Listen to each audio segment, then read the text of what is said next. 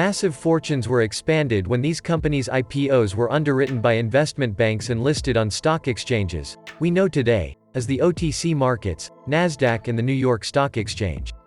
These retail trading markets are specifically marketed to the 98% as investment opportunities through IRAs, 401ks and other investments that may be solicited by financial professionals to their clients.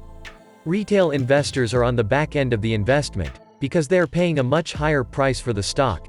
In doing so, it creates high returns for the accredited investors who were afforded early access to the investment at a much lower investment cost. So, looking at this from a common sense perspective, retail investors were good enough to invest at a much higher rate but not at an early discounted rate. Remember who were the underwriters of these early public offerings that were denied to the non-accredited investors? The banking institutions. They are classified as institutional and accredited investors as well and are usually the ones buying up the stock for pennies on the dollar before the company goes public.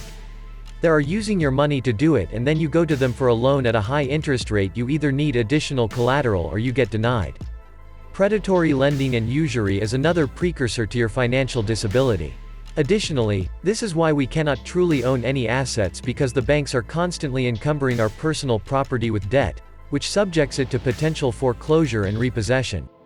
Additional problems such as financial disabilities, which were created specifically to cause legal disabilities, dependencies on banks and other financial institutions, to fund purchases, and then you have the creation of debt that will be attached to real estate and other tangible assets, which leave these assets vulnerable to repossession and foreclosures.